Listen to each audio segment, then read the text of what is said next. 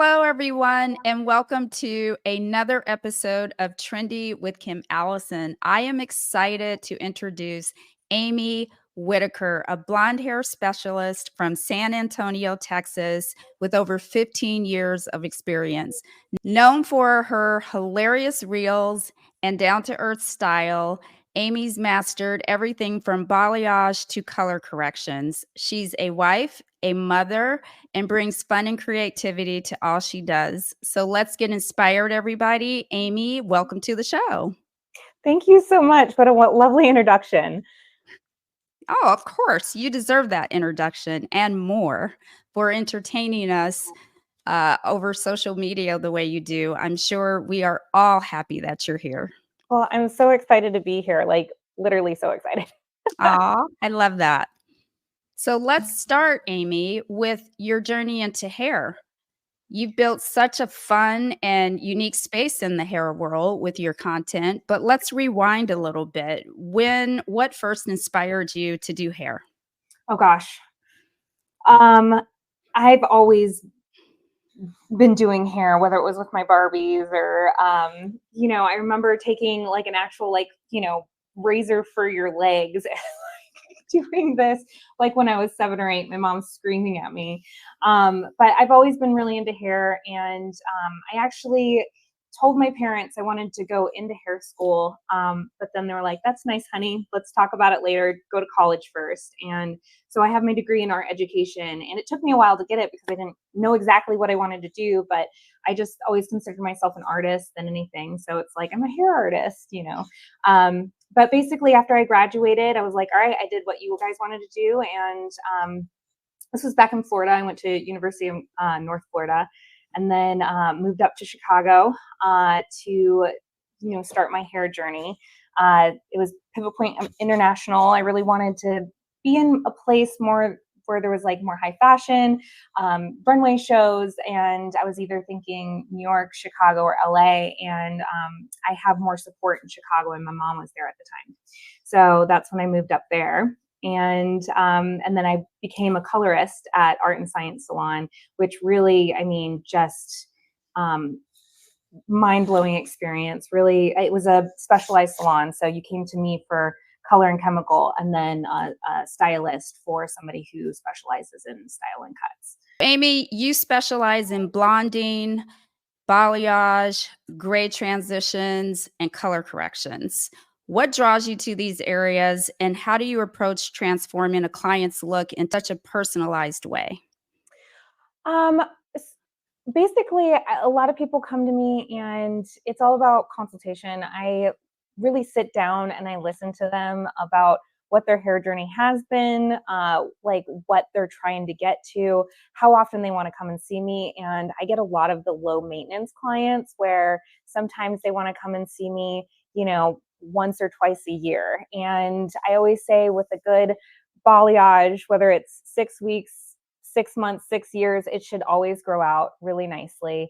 And it's really more of a personal preference. But the big reason why I got into gray transitioning and gray blending is because of that low maintenance. I had people coming in and they're like, oh, like I really want, I don't want to come in every 4 to 6 weeks. I love your balayage, but they're getting this nice, hard line of demarcation. So that's when I kind of started transitioning into gray blending and helping them out, so they didn't have to come and see me as often.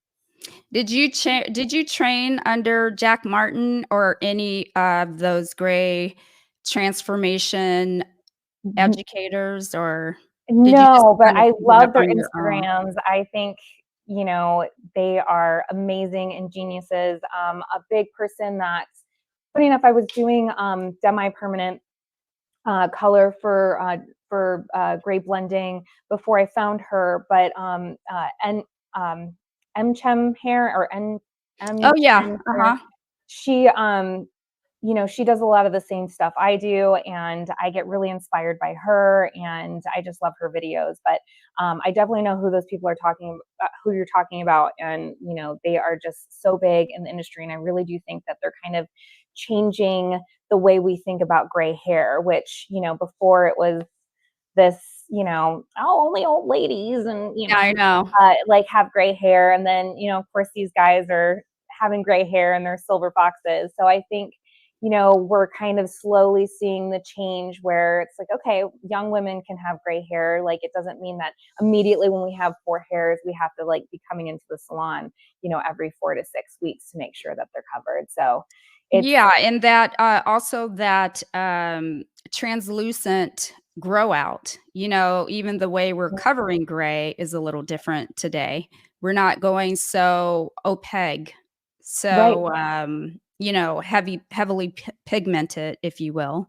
Yeah. So, if you can but convincing your clients of that can be a little tricky because they want it gone. They don't wanna Yes. see one single trace. Yes.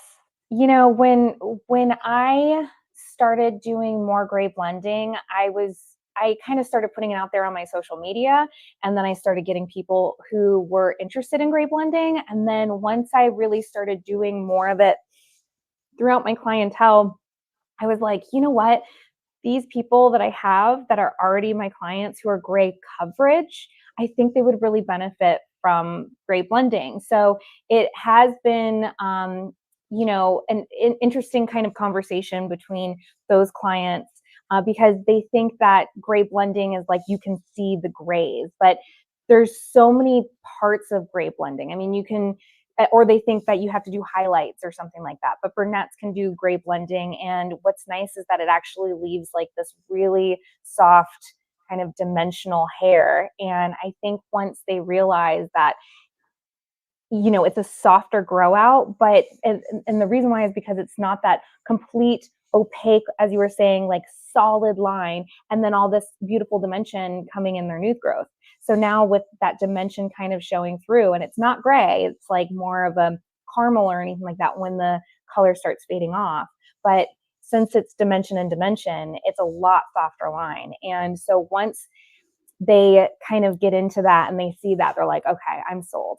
But what I usually do is I will, whenever I say, hey, we should try this, I guarantee my work. So I'm like, if you wear it for a week and you're like, forget it, I don't want to see it anymore, I do it for free for them coming back. But I've only had one person out of so many come back and want to do the opaque color. Well, and for clients, finding a stylist with integrity is not always easy, and that's part of their frustration and why they stop trusting professional Right. stylists, Yes, which 100%. separates you from probably 10 other stylists in your area, right? Hmm. So for our new hairdressers coming into the industry, that's one thing to remember. We all want to get paid. We have to make a living doing this, but you Hmm. still have to stand behind your product. You have to stand behind your work because if you don't, that can go horribly wrong. So you Yes. do not just gray transitions, but you do balayage, you Hmm. do color corrections. What percentage of your clientele is what? Are you doing mostly balayage, mostly gray transitions, color So corrections, or even? I would say it's pretty even. My clientele is around my age. I mean, it's in between, like, I would say 30 to 50 is kind of where my clientele is. And that's mainly because I get most of my clients from moms groups and, moms kind of referring each other to me. So I do a lot of balayage, but then when people are wanting, more of the balayage in here or like just a money piece and have this more rooted, but they're still worried about the gray up here, then I'll continue doing the gray blending with that. As far as color corrections go, just lately I've had to shut down my books, which I know we've talked, like I've heard you talk about, shutting down books and raising prices, and there's a reason for that. But so I have been having more of my regular clientele come in. So a lot of more color corrections, but I haven't been doing as many color corrections as I have in the past. Oh, well, that's good. That means that your loyal following, they don't need to be corrected. That's what that means, It right? it You're not it getting has a been bunch of nice, new yeah. people. Yeah, that's But good. I always say if somebody comes to you with a problem and you can fix it, they're yours forever. Oh my gosh. Well said. Thank you. Alrighty, so breaking into content creation, let's move there because that's one of the things that caught my eye. One thing I love is comedy, and your videos bring me life. They bring me joy. I love it. What made you decide to start creating reels and bringing humor into your career? Um, so I've always been a person who's, an extrovert, kind of out on the stage, like performing. I was a thespian when I was, in high school. And so a lot of that is, just kind of within me. But really, I really wanted to start kind of reaching out to people because I was doing a lot of hair reels, where it's like you pull the hair and then you clip it to the final product, and I just wasn't getting a lot of views, and I really wanted to kind of bring more people to my page, and I found that humor really makes the scroll stop. Basically, if you're being Oh, goofy yeah. and funny and really kind of being relatable and like the things that are happening in your life and you're like, oh my gosh, why is this happening? But then somebody is on that scroll and you're just like, oh my gosh, that's me. They tend to kind of get that. And I'm definitely more on the education side of everything, and I found that my educational videos, people were scrolling past, I wasn't getting enough stuff, so I started doing more funny videos and then educational captions.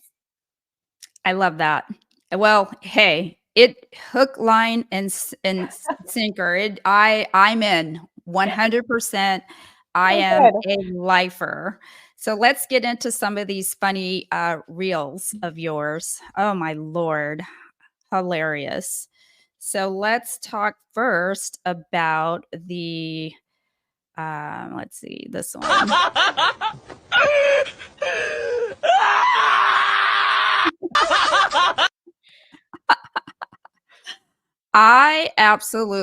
I mean, how relatable is that?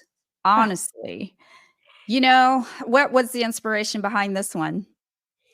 So I full transparency, this is from somebody who I saw scroll past, and I love the caption. They did something different. Anytime I hear an audio and I do copy it, I always try to tag them or do something a little different. But yeah, I just thought I resonated with it and I wanted to do my own, but it is something that as a hairstylist, we're always trying to better ourselves, and we're always trying to be, you know, I think the greater hairstylists are the perfectionists, unfortunately. And sometimes it can be like an OCD kind of thing. And so, when we can see every little section that we do and every little tone, and we know what we see, what gives us joy and what, like, we're like, we could do a little bit better, but then our client is so happy. I So it's kind know. of this like unbalance where we're just like, okay, I mean, there's been times where I've done hair and I'm like, they're never gonna come back and see me. I've lost them forever, and then they're a lifetime client, because they love it. That's what they wanted. And then of course I love it when they can come back and then I can give it to them even better. Yeah, no, totally relate. So relatable. Alrighty, Amy, let's talk about the cost of doing business video. See 7 8 7 8 8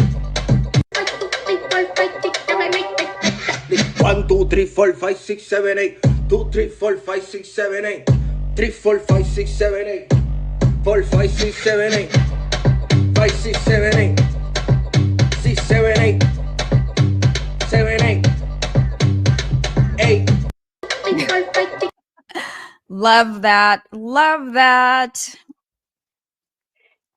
Tell us a little about this one. Yeah. So, I've been in several salons, commission salons, and booth rental, and all that kind of stuff. But this is my first time owning a suite, and then hopefully, a larger salon with chairs in the future. But you really have to know the business side, and a lot of what we make, we go put it back into the business. I mean, there's so many things. I mean, like even just behind me, you can see like all the color that I have. I mean, that's probably a good, at least $5,000 worth of color, and, back bar, all the products, if you're doing retail, I mean, the shears, I went through 3 blow dryers this year, and, those are $300 each. So it's a lot of times I feel like there is this kind of culture where people are like, hairstylists are so expensive now, and this is ridiculous. I used to pay, like $75 for a whole thing, and now it's like $250 just for, like highlights or whatever. There's a reason for it. I mean, we have to pay so much to run a business, and I actually have a commission stylist, so I have to pay taxes to pay her. So there's just, and I think the reason why that went so viral is because everybody, not just hairstylists, but like all small business owners out there, I mean, they're just really feeling it right now. And it just seems like when you have that big old pile of cash at the beginning, like the service is like 123,000, and then all of a sudden you're left with 8 cents. I mean, that's it. It's obviously, a joke, but it is No, very, it's very actually true. very close to being true, especially for us in our industry. I always say it's the only industry where even though it doesn't matter what the market is doing, what the economy is doing, how much more we have to pay for our products, for our rent, we're supposed to charge the same amount that we've always charged from way 20 years ago up to the future, right? We can never charge any more than we've ever charged. And in a client's mind, that seems to be justifiable, yet they will go and buy a handbag now that went from costing $500 back in the day. Same handbag is now $3,000. They'll pay for that, Yep. but they don't want to pay 1 red cent more for hair, period. It's interesting because that you mentioned that, just for the fact that my apprentice, who is now getting on the floor, she's assisting while she's building up clientele. So she has 2 days on the floor. And, she came to me, and like we went out into the hall, and she was just like, should I not charge her for the cut? Because I just did a little tiny bit. And I was just like, well, I mean, did you section her hair? Did you go through, all that? And she's like, yeah. But it was just a little bit. And I was just like, that handbag in there? Do you know how much that costs? And Okay. she's like, no. I was like, that bag is about $5,000. She paid Yep. $5,000 for that bag. And, and she can afford your $55 haircut. I mean, come on. But it is true. I mean, I think it's because it is a customer facing, and we are the ones setting the prices, right? So like the corporate places and things like that, they're not actually talking to the owner when they're purchasing their Starbucks drink, or when they're, purchasing their Louis Vuitton bag or whatever it is. And so they're actually talking to the owner and the person who's setting the prices, and they think that they can, bargain with us. And it's unfortunate because we do have to stay strong, because that's our business. I mean, why are we paying for you to get a haircut? Because that's our time. We're paying Yeah. you to get a Yep. haircut. We're giving it away for free. So we have to kind of think about that, and be confident in what we set our prices with.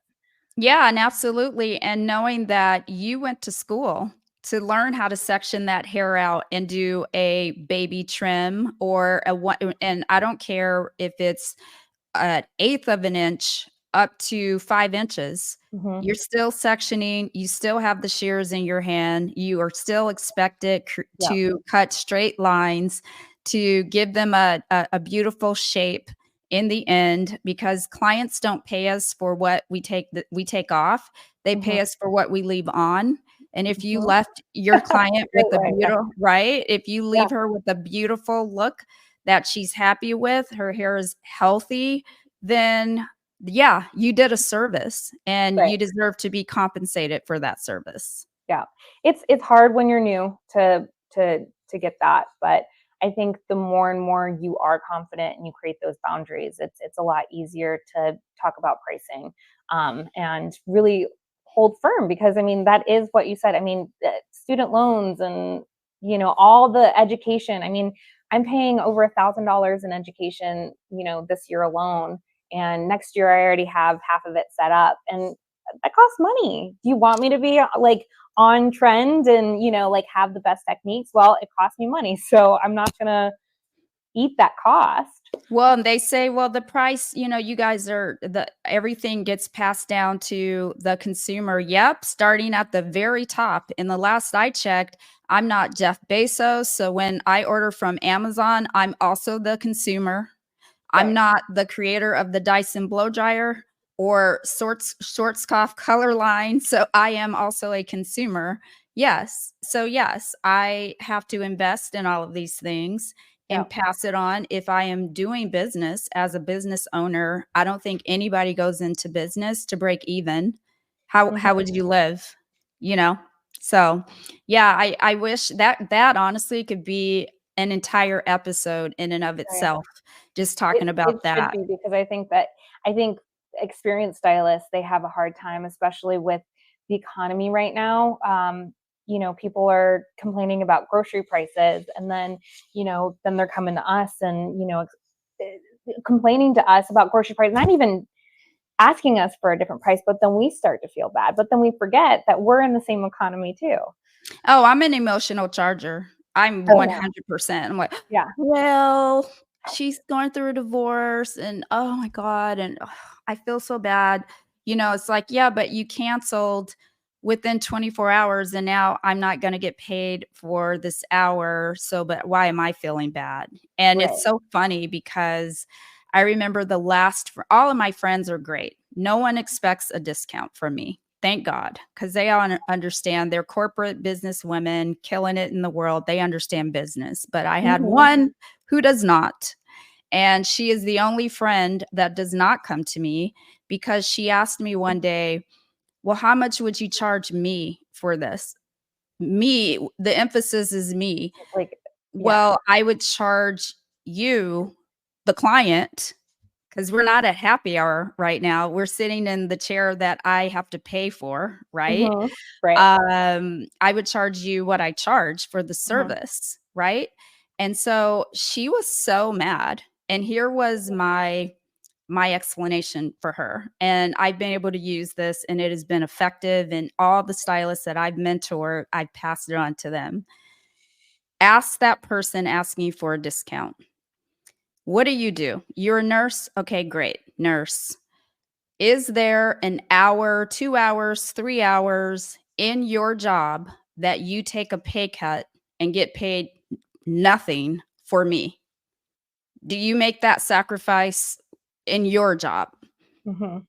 And that's exactly what I asked her. And she And never that's, came to me again.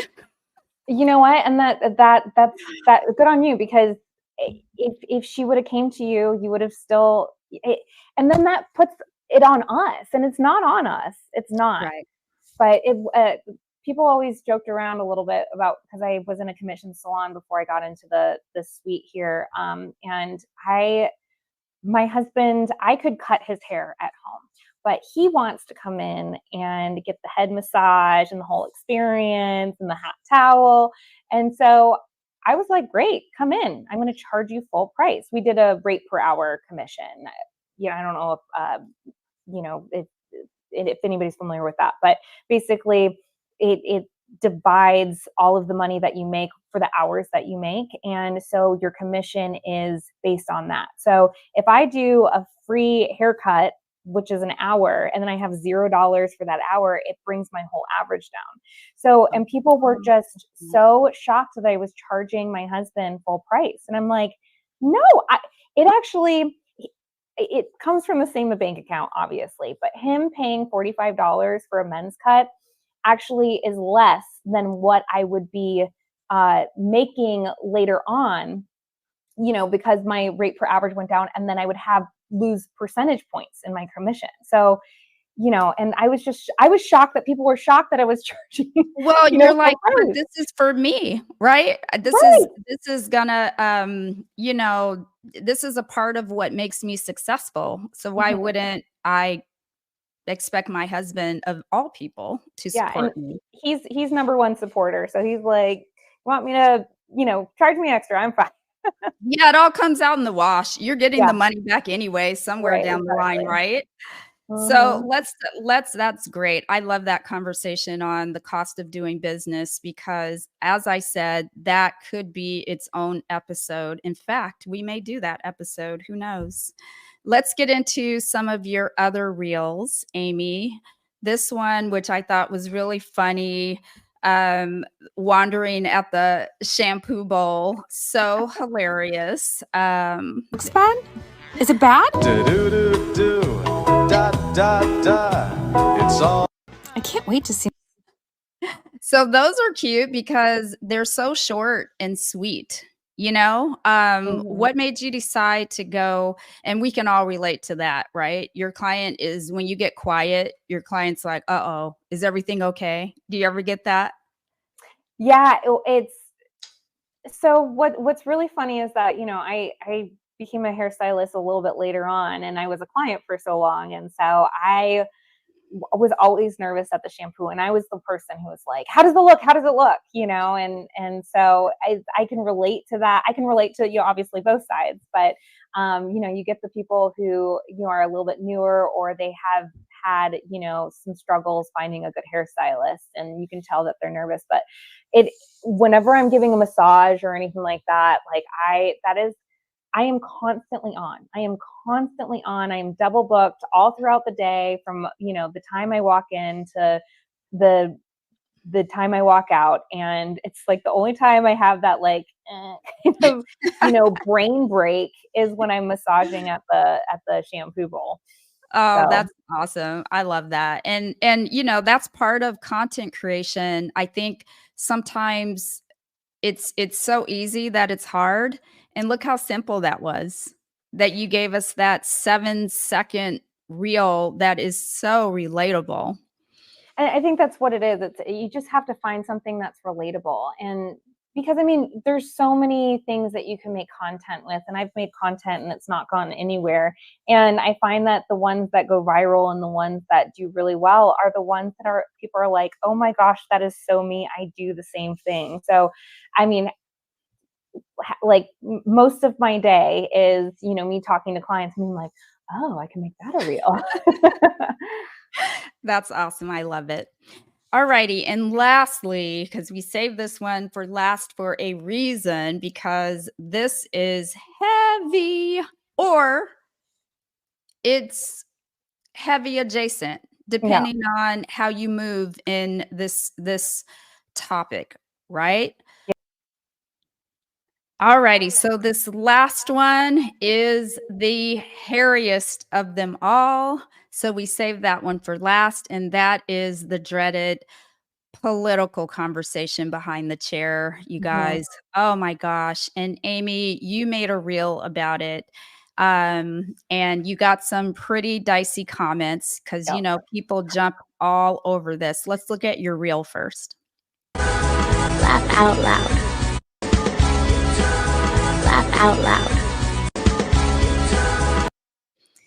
Yeah. So, what were you thinking when you made this reel? Were you afraid? Were you like, oh no, what is this going to do? I like I said, so pain points, right? Like everybody, it's there's certain pain points that really attract viewers, and I mean, in a way, it was kind of gaslighting people, like, but not in a way that I thought it was going to be. I think that it is such a strong subject right now. I mean, it is ridiculous how people, are just on both opposites of the side. I feel like actually most people are in the center, right? But then Mhm. it's the people who are on the opposite sides are who are the loudest. Yep. And but I just wanted something that was really short clips. That I mean, it was like literally a 2-second video, and I was like, laugh out loud, ha ha ha. But and then in the caption, I talk about how I never talk about politics in the salon. So many times people bring it up, and it is kind of one of those things where I have to smile and nod, or like ha ha ha. Mhm. And even if I agree with them, I don't engage. And a big reason why is because I am somebody who double books. And so I always have 2 people in the salon. So let's say I do engage with this person or both people if they're talking about it and I agree with them. The next time they come in, there might be somebody on the opposite side of the aisle. And then who loses? I do, because the person who wants to engage with me, wants to talk about it. And if I just like act like I'm not going to engage because I've engaged before, then they think I'm being ingenuine. And then the other person, if I do engage, then they feel isolated and not safe in their place, So I really do think that politics should be completely out of the salon. I think that the whole conversation of it makes people tense up, and it is a very, very sensitive subject. And, we're here to make people relax and feel good. And like when they walk out of the salon, they're like, and if we're talking about politics the whole time, they're going to be like, I agree. And I did another solo episode where I talked about that, especially to my audience who are the next generation. It's like, you can change that. I mean, there's something about I call it my inner cringe monster.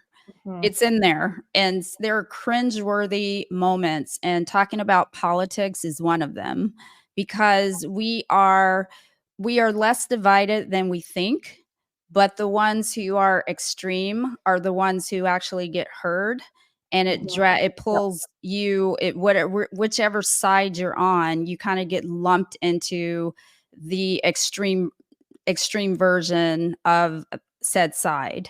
right. And for me, I think the healthiest mindset is to, because I noticed in the comments of the video you posted, this whole notion that we call ourselves a liberal, or we call ourselves a, all of these political labels. It's like, your name is your name.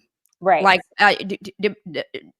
regardless of who I vote for, my name is Kim, period. Right. Yes.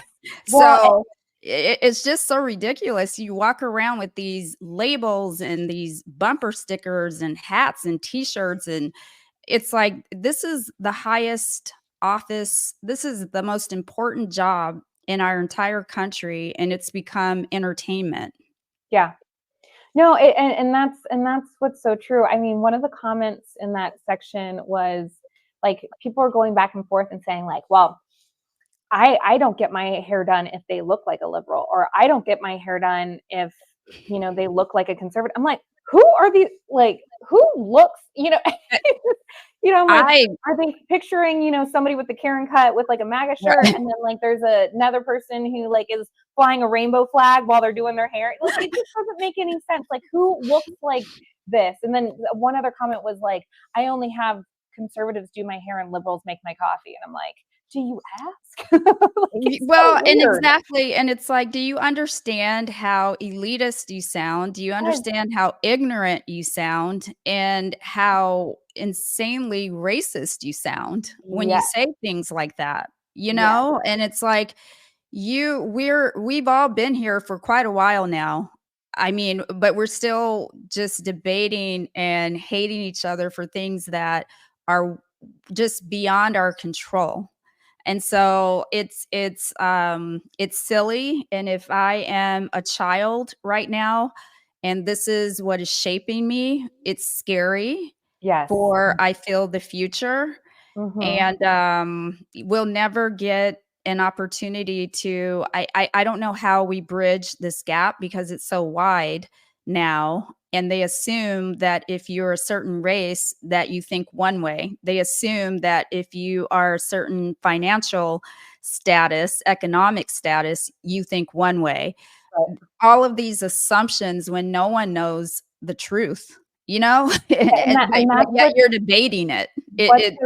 Yeah, it is crazy, because I do have people who assume that I'm one way, and then another person assume because I don't, am I neutral? Like, what? I don't. But like, it's just so funny that like people will just start talking to me like, right. And I'm like, no, that you're like wrong. Yeah.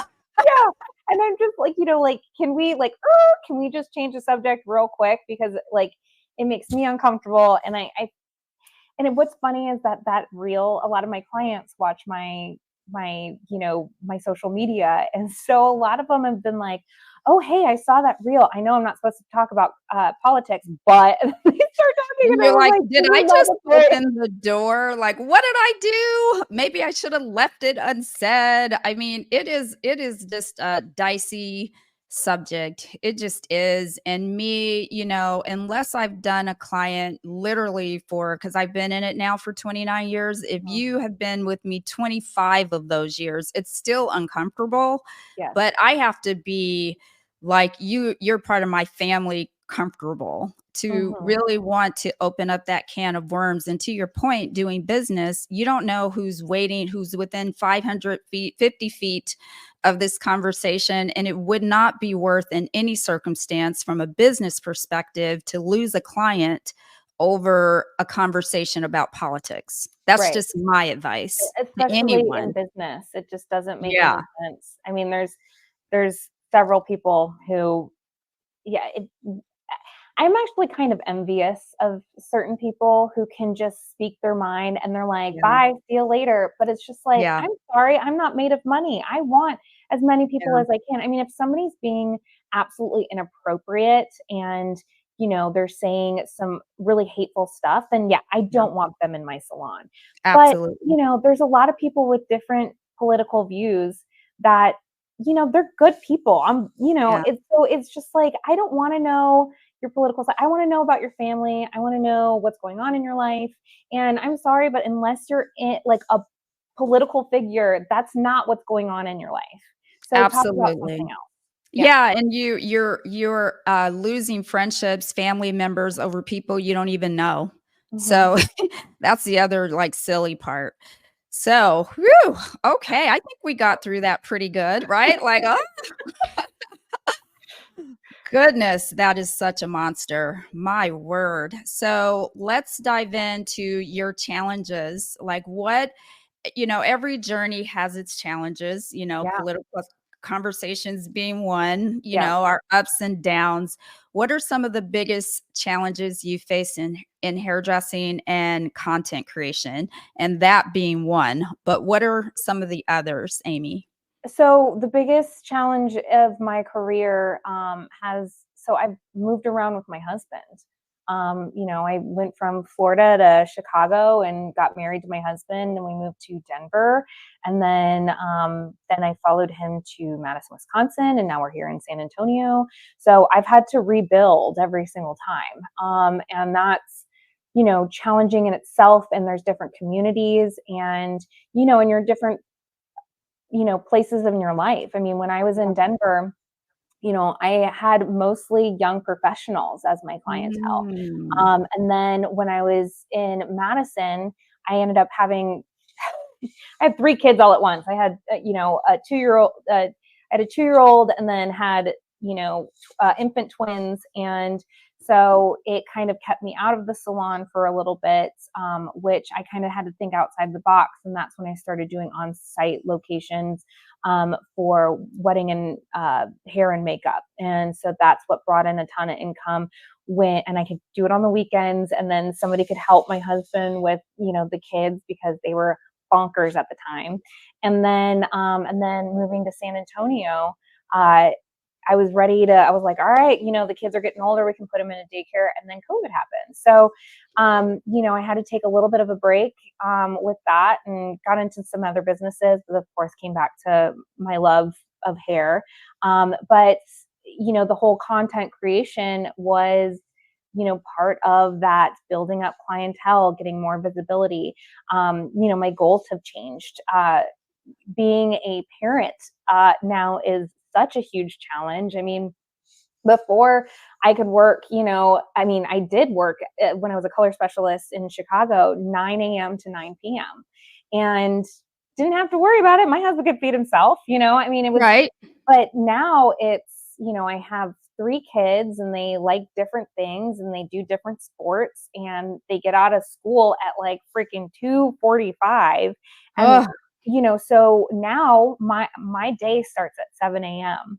and I get scheduled. I usually try to schedule myself at 2 o'clock, at the end, but then I always go over, so they have an after school program. But just all of that, trying to navigate that. And even, with this interview, it's like, okay, I have to make sure my kids are picked up, and then we have doctor's appointments and then swim lessons. And it's just, it's a wild ride, but then, you adapt and you figure it all out. So if you could recommend to a stylist who has a husband or a partner who takes them, who is, you never know, right? Where the job is Yeah. going to take Mm-hmm. your spouse, what do you recommend? Because you are having to rebuild each time you move. Uh, That can't be easy. Are there any, what's your number? What is the first thing a person should do once they step foot in said new town?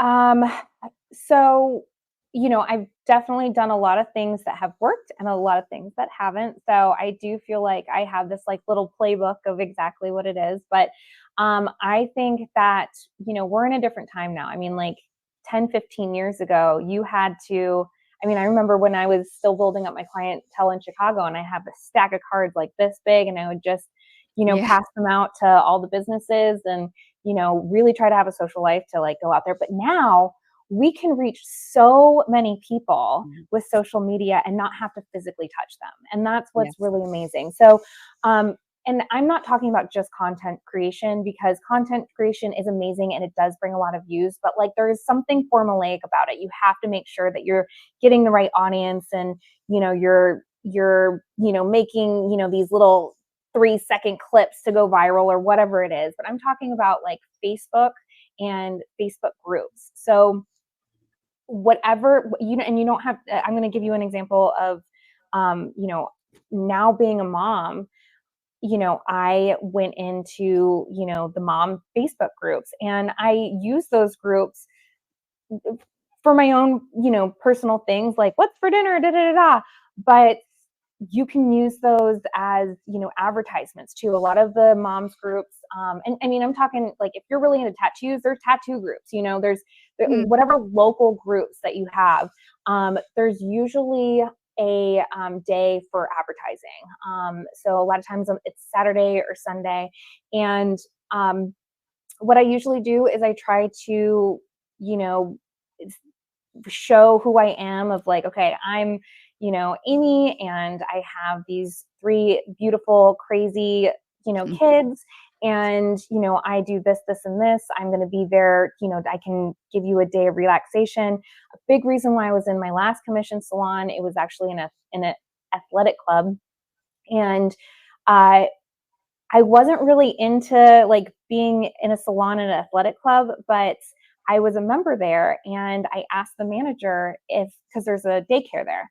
So I asked the manager, can non-members use the daycare there? And she said, I think so. Yeah, I think that's not a problem. And I just ran with it. So every Sunday I was just like, hey, like all my mom friends, are you, wanting to, get your hair done and have, free childcare while you do it?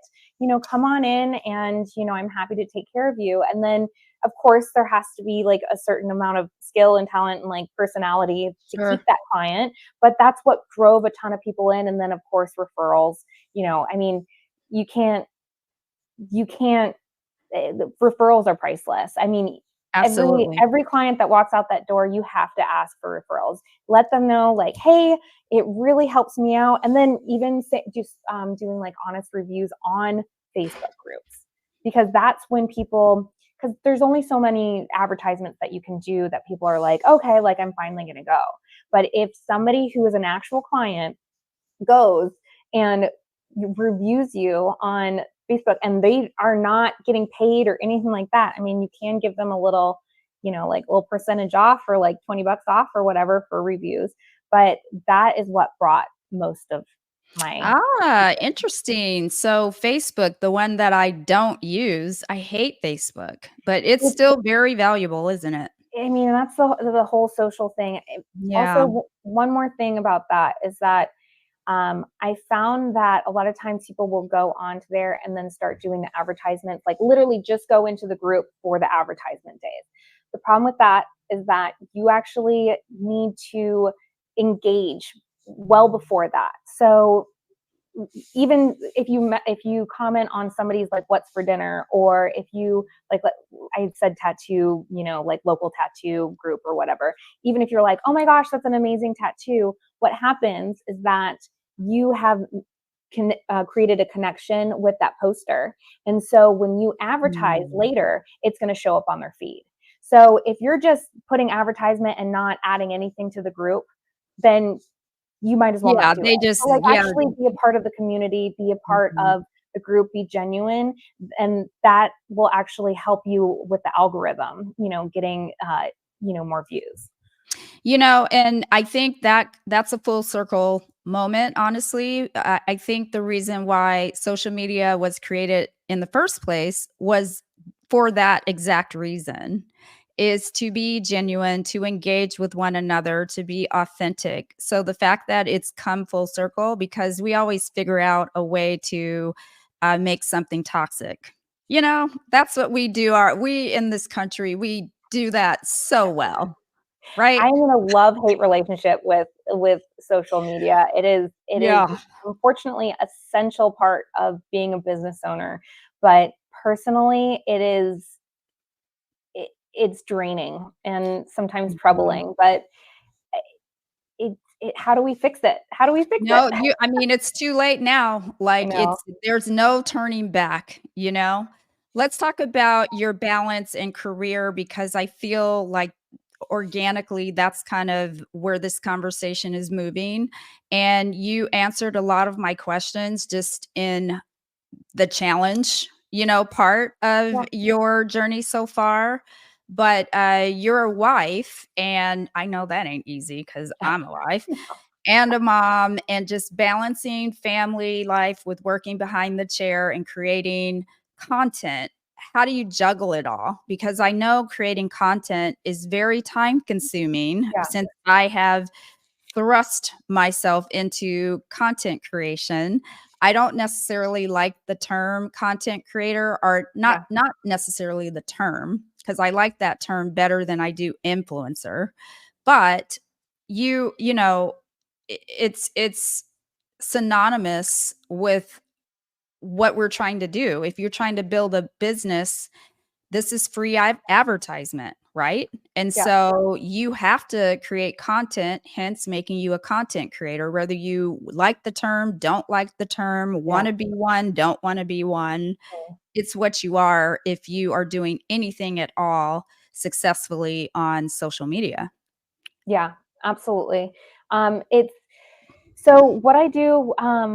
So what I used to do is I would drop my kids off at school. I would rush to my studio, and then I would like try to film something. But then, my client would come in early and like halfway through, and then like sometimes I wouldn't save it, and then I would rate. It was just chaos, or I had to stay late. It was bad. So I can't remember. It was an educator that said that they do content Mondays, and Hmm. that's what I do now. I use Mondays, so I'm off on Sundays and Mondays. I take every other Saturday off for my kids, but Mondays are dedicated for my content. And when I go into a Monday and have all these ideas and then am able to film all of it, it's actually very enjoyable Mhm. because it's something that I have an idea of. And then like I'm by myself, which, as you know, as a mom, it's like, oh, the alone time. It's amazing. It's But, so amazing. but just, and then, in a way I'm having an expression and, being artistic, but with editing and things like that. And it has, changed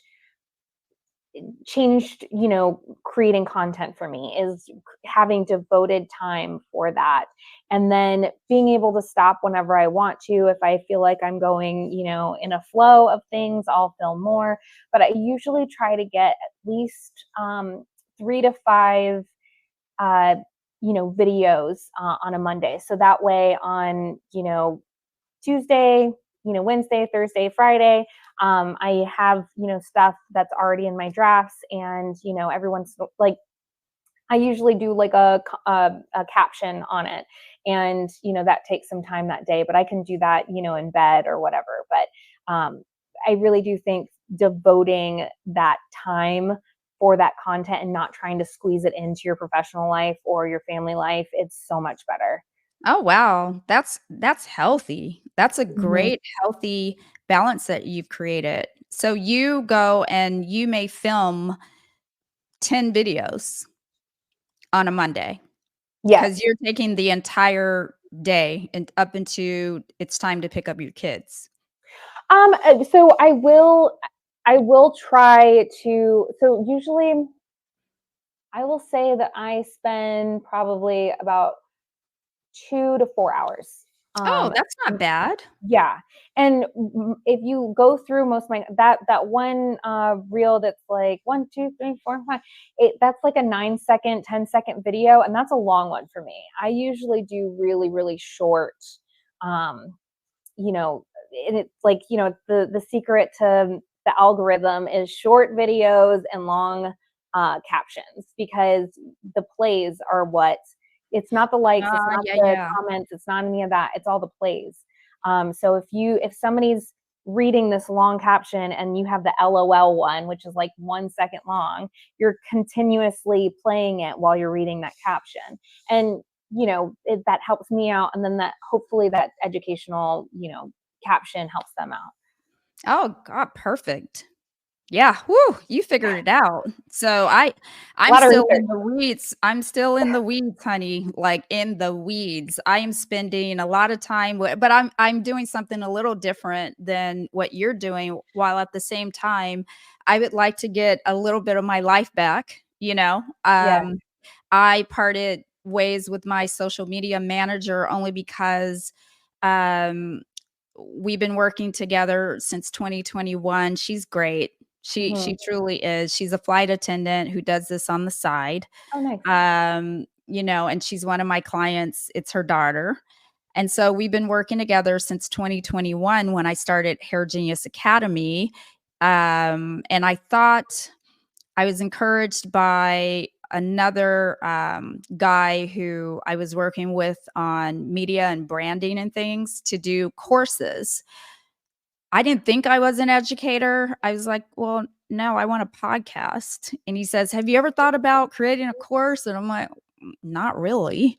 And then Hair Genius Academy is born, and we're Mhm. filming all of these haircut videos and what I do and what I specialize in, which was great. Except the whole time I'm like, oh, do I have to do this? Because if you don't enjoy what you're doing, this is not enjoyable. Like it's already a lot of work. So if you Yeah. don't enjoy what you're doing and you don't understand your purpose for doing it, then you're just gonna crash and burn, right? It's It's a inevitable. super easy burnout rate for sure. I Yeah. mean, like, especially if you're not enjoying it and making it fun for yourself. Mhm. I mean, it's and so I have a client who is a social media manager, and we're kind of trading services. And it is one of those things where she knows how to make somebody go viral. And so she's kind of giving me this like formula. But Yeah. then the problem is that I want to do more original content too. And that's not necessarily how to build really fast, because it's more Right. like, you want these like kind of fillery, like, oh, that's funny, let me share it kind of thing. Yep. But more my focus is education. And so I've Right. kind of figured it out with like the funny, and then, whatever that's related to, like the education part of it. But it is one of those things where I realized that I need to be more genuine with myself, because when I was following, and she gives me such great direction, I'm still working with her. But if I just am doing something to make myself, more popular, more followers, and it's this fillery stuff that I don't stand behind, I start getting burnout on it, and I feel kind of icky a little bit. So, Yeah, because it's not coming from you, and that's yeah. the challenge when you're working with a third party at all, right? And it's your face, your branding, your Mhm. name. you're everything, but it's not you behind it necessarily going in and answering questions, because that's what she would do for me, go in and engage with other accounts, what Mm-hmm. have you. Um, and when I immersed myself into it by creating this show, then I started to teach myself, because I was kind of checked out of it, because I was like intimidated by social media, because I'm old and I didn't start with an iPad in my hand when I entered into this world. So, or a device of some sort, right? Right. So I'm like, this was foreign to me. So I had to really immerse myself into what it even means. Like, what are all these platforms and why, who cares? And, get past all of that. So then now I feel like I do have my own voice, and I do have the technical skills now Mhm. to engage and create and do all of the things. So that's part of the reason why I said, let me see how I do on my own. Because if I have a flight attendant going into a hairstylist page answering a question on my behalf, it's not how I would have answered that question. Right. And it is not her fault, because she's like, Right. well, I'm not a hair, I have no idea. And so Right. when you go in and you go into an ashy blonde, um, you know, um, photo, and you comment, oh, so vibrant. And then I look at it, I'm like, "Oh, it's okay." Yeah. It's not your fault. Yes. But if you did that on the Cowboy Copper page, that would have been better, Right. but it's okay, right? And Yeah. so I just felt like, it's time for me to take the reins. So it's all me moving forward. So yeah, I apologize in advance to anyone who follows me, because it's gonna be a hot mess a little bit, but we'll get there. So I think everybody's kinda what accounts are you on, or what platforms are you on? Are you on all of them? Are no. you So just it so on Facebook, I feel like everybody has a Facebook account. But Instagram, that's it. I know a lot of people are telling me you should go on, TikTok. You'll do so well on TikTok. And every time I go on to TikTok, it is like the wild, wild west out there. Like the algorithm hasn't formed to me, so they're like showing me weird stuff, Yeah. gross stuff.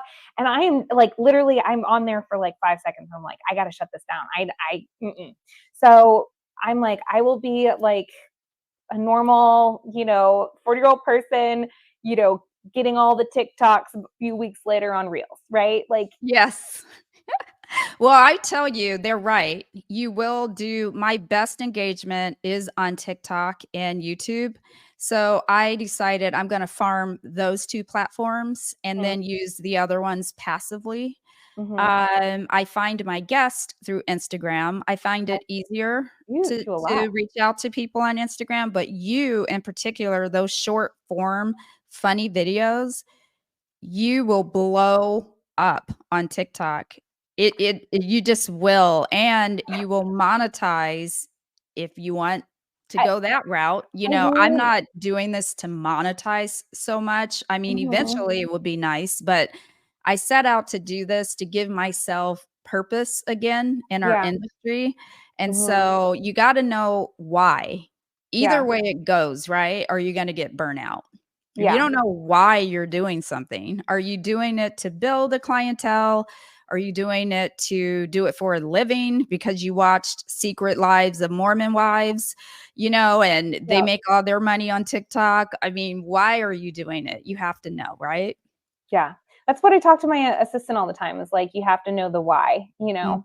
I use that phrase all the time Yeah. because if you don't, then you're kind of lost. Yeah, you're just Yeah. wandering in the Mhm. shadows of all the people who do know why. Yep. You're just like, Exactly. "Meh." Yep. All right, so let's talk about your future goals. Do you have anything in the works, other collaborations other than this amazing collaboration? Thank you so much. Yes. Do you Well, have like where do you see yourself in 5 years or so? Because I feel like because there's a potential for you to have to relocate. What do you see for yourself? moving forward? So, with all the moving, you know, the reason why my husband and I were attracted to each other is because we were both incredibly ambitious. And so when he was kind of moving, up in his industry, I was willing to move because I knew I could do this anywhere. Mhm. But my dream is to own not only just one salon, but salons. And so I kept, when we got here and we're at the headquarters of where he's at, so he has a lot of linear movement in one location. So it's like, we have to stay here.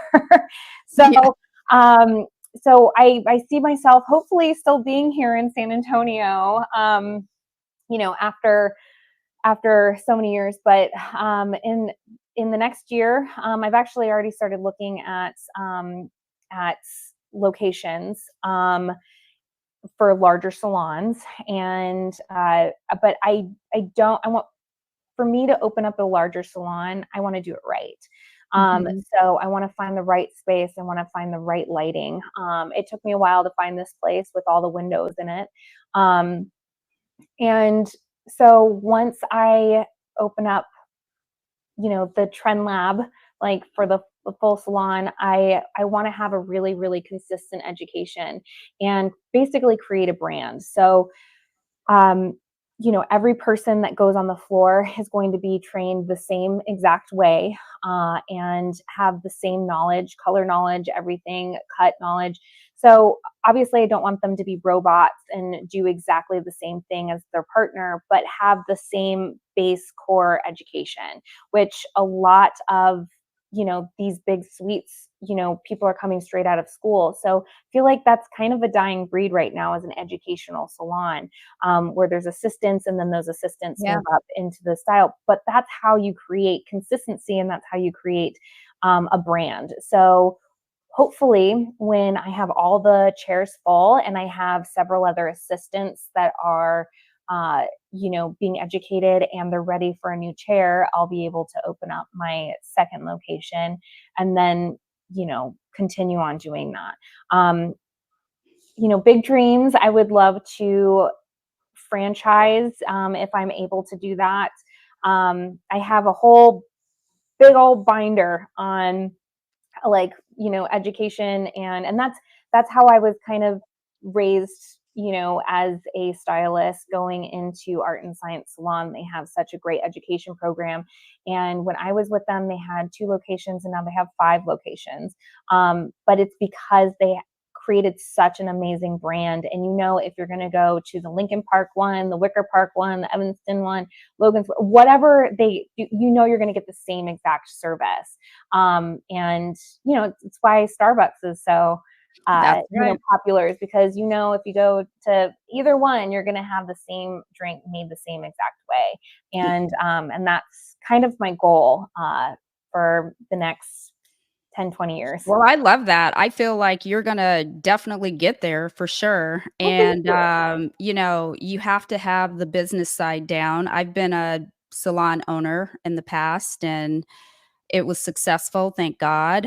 Um, it is a lot of work, but if you are passionate about it, if you go in with the end in mind, you do so much better. And I feel like that's true in business in general. You Yes. have to know.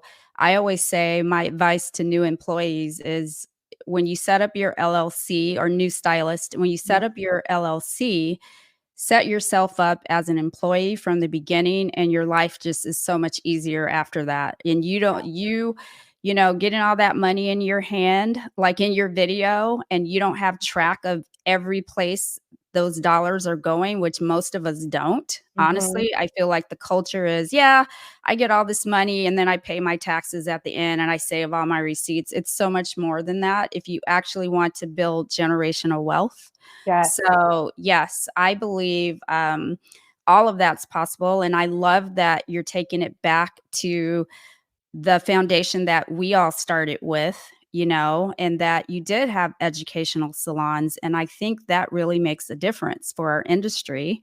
I came from Tony and Guy, which was a franchise. I Yes. know how it Yep. works. And I know what the training was and what it took to be able to get on that floor and cut people's hair. And it doesn't matter who you get, you're going to get a great haircut, right? Yep. The only thing I think today that I would do different is I wouldn't departmentalize like we did back then, because I feel Same. like I've always worked kind of lopsided. I only knew how to cut, and now I'm learning how to color because I'm now by myself. Yep. And it's ridiculous when I've been in the industry for 29 years and I don't have a strong foundation. And if my clients are watching, I know how to color, but I'm talking about if you haven't been doing it consistently for all of these years, I would have been so much better as a colorist had I been able to balance both cutting and color. I think it worked out a little bit for me just for the fact that it took me 2 years to get onto the floor at Art and Science. And I learned so much about color and chemical and how it works and, what levels and texture and all that kind of stuff. And then, unfortunately, that's when my husband, we had to move. And so I was only on the floor for about a year before I left.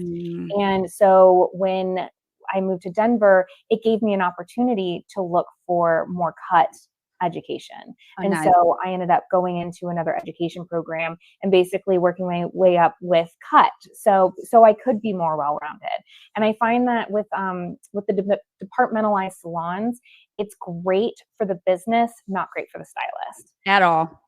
At all. And what a blessing for you that, that's your blessing in disguise for having to relocate. You got all of these different points of views, from all of these different, areas of our nationwide, rather. You got different perspective, of how they do hair in Florida versus in Texas versus in Colorado, all these different points of views, and you that makes you a well-rounded stylist, which some people, if you're so niched, if you've only ever lived in the Midwest, then by golly, when you move to New York, you got a rude awakening, right? So because it's like my husband, he wants to leave the country altogether and live somewhere else. But me, I'm like, wait, horsey, like just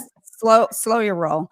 But for me, at one point we live in Arizona. He wanted to live in South Carolina. And he said, you could just do hair there. I'm like, can I though? I don't know. I mean, I look at how they wear their hair and I don't think I want to, no disrespect to anyone who lives, but different environment, different aesthetic, right? Yeah, it is it's interesting because I don't shy away from telling people that I'm from certain places. And I do think clients judge really you like that.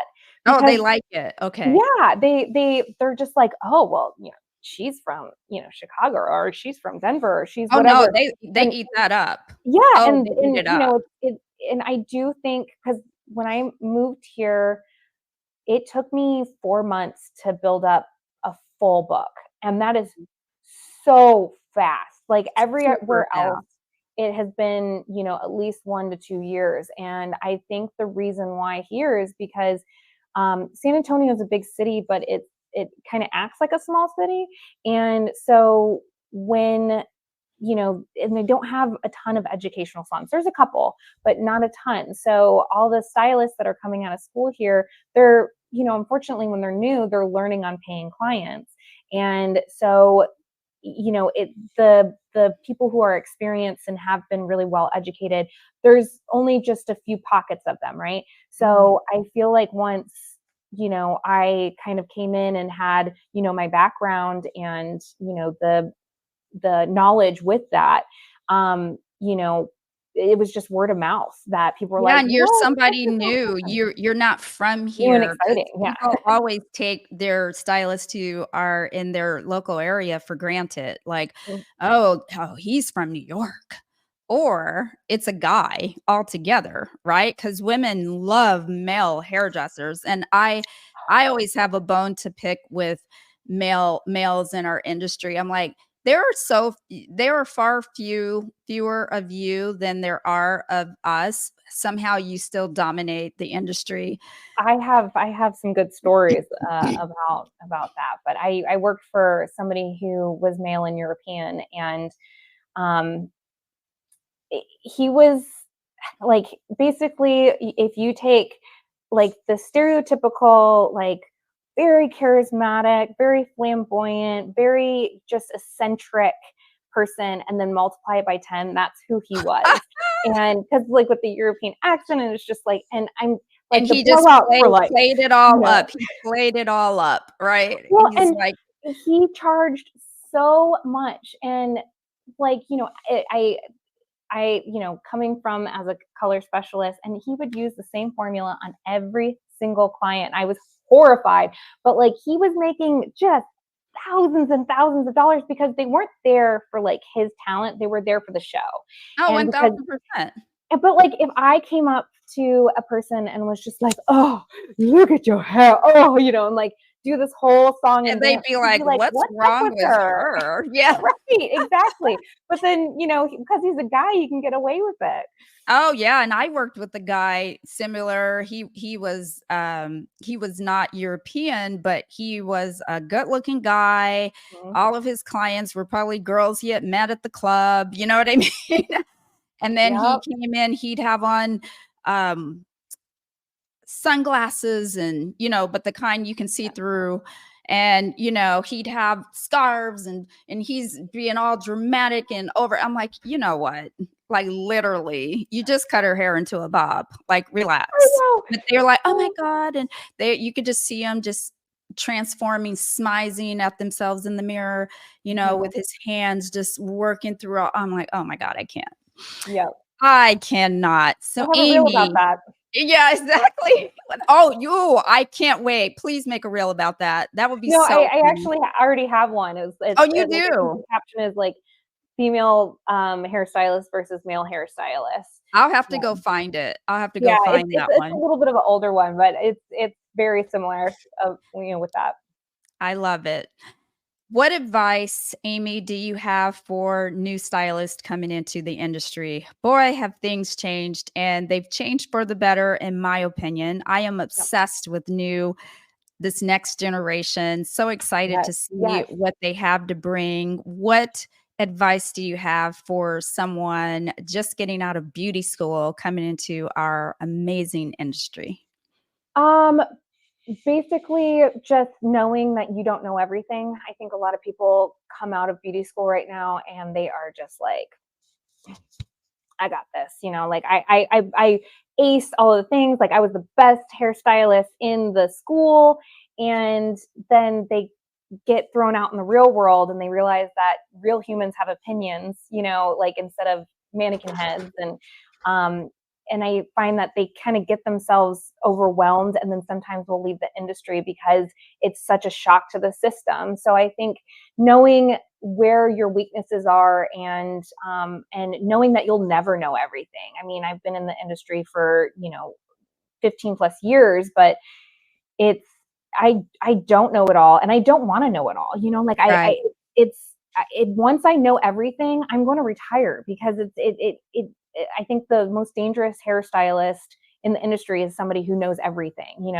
But it's just getting education and really investing in that. And maybe you're not making as much money as the person next to you who went right into the salon and is working on clients, but investing in yourself and working hard and working underneath somebody who has been in the industry and knows how to talk to clients and knows how to do consultations and knows the different techniques for the different types of people, because they don't teach that in school. Right. Once you get that, you can be way more confident on the floor, and you can charge way more right out the gate.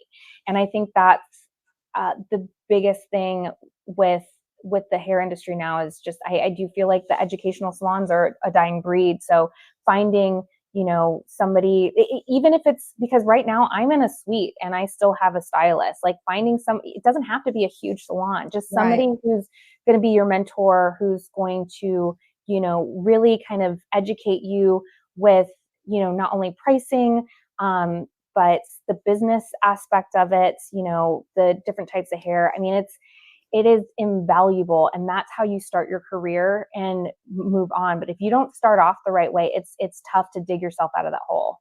Yeah, I agree. And I would add to that, make sure when you are finding that seasoned stylist that you're going to learn from and assist, that you actually see your worth. You're helping them. So you're interviewing them just as much as 100%. they're interviewing you, and ask them, because they'll tell you one thing but do another. So you want to make sure maybe you ask for references. Can I talk to your last assistant? I just want to talk to them and see what they learned. And that stylist, if she gets offended, move on. Ain't the right Right. one. Or Yes. they, just Yes. move on, Yes. because you 100%. should be proud. You should be proud of the mentorship that you've given to someone, if that's what you offered, right? You want And so you you want should be more somebody, than willing. yeah, somebody who wants to see you grow. And a lot of Exactly. with my apprentice, Celeste, it's Celeste underscore hair with 3 R's. She's amazing. You should definitely check her out. But when people are like, "Oh, where's your assistant?" I always say my apprentice, because Yeah. I don't want her to be my assistant forever. I'm helping her grow up to where, she can be on the floor and she can do amazing things. And then I can bring in somebody else that can learn from both of us. And I'm learning things from her. Yeah. It's Next somebody who generation. doesn't hold you under their thumb, because that creates toxic hairstylists, and I think it's like a chain reaction where they end up being awful like people Yes. to their assistants, and True. and so on and so on. So No, great advice, Amy. Thank you so much. As we conclude this episode, because I know you are a busy mom, I am getting ready to do the funnest part of my show, which is my 60-second blowout. yay. Yes. The corniness of it all is what I love the most. 60-second blowout. I am getting ready to give you a rapid fire of questions that you don't know I'm going to ask. Okay. And I like to, now it's turned into a bit of a contest, because 2 people now have gotten through all of my questions in 60 seconds. So let's Okay. see if you become the third. My We shall long see. windedness. Okay. Ah! But you know what? You wouldn't be the only one. Yeah. Let me tell you. And I have a new guest, my crown, because I am the game girl, the queen of all the games. Love it. So let's introduce her to the party. Okay. She's not as cute with glasses, but we're going to go with her I anyway. love it. What's the most hilarious thing you've done while sleep deprived? Oh gosh, probably mixing the ratio wrong, or having 2 different bowls and switching them. Dream vacation destination. Grease. If you had to cut hair with one hand tied behind your back, how would you do it? I wouldn't. Texting or phone calls? Texting. If you could only use one hair product for the rest of your life, what would it be? Like a serum. What's your guilty go-to pleasure snack? Chocolate all the way. Would you rather have a bad haircut or a bad color for a week? Bad color. If you could have any superpower, what would it be? Invincibility. Worst hair trend you've ever seen? Calico hair. Ugh. If your life was a movie, what would the title be? Chaotic mess. Love it. All righty. Well, I'd say you did pretty good. I Did I think get through the that questions? that was unfair, because I asked you longer questions. Oh. So if we ever do this again, I will give you a fair advantage and shorten the questions. But those, I just wanted them to be fun for you, because you have Oh, a they're fun fun. personality. Yes. It was so nice to chat with you. Had an amazing time chatting with you and learning all about your story. I had so much fun. Yay. Okay. So I guess I will see you on the other side of the screen when I'm stalking your Insta. All right. That sounds great. Okay. See you next time. All right, bye. Bye. Thank you. Oh, I have to ask you, where can people find you? What are all the socials? Where can they find Amy Whitaker? More of your content. It's pretty easy. Hair by Amy W on Instagram. Hair by Amy W on Facebook. You can email me at hairbyamyw at gmail.com. But most of my stuff is coming through Instagram right now. But I might have to do the TikTok for what you were saying before. No, 1000. You do. It'll be Until the Hair by Amy W. I really hope that it's available. Yes, let's hope so. Let's hope so. It will be. I'm Yeah. telling it to be. Mhm. Until next time, Amy. Bye. Bye. Thank you.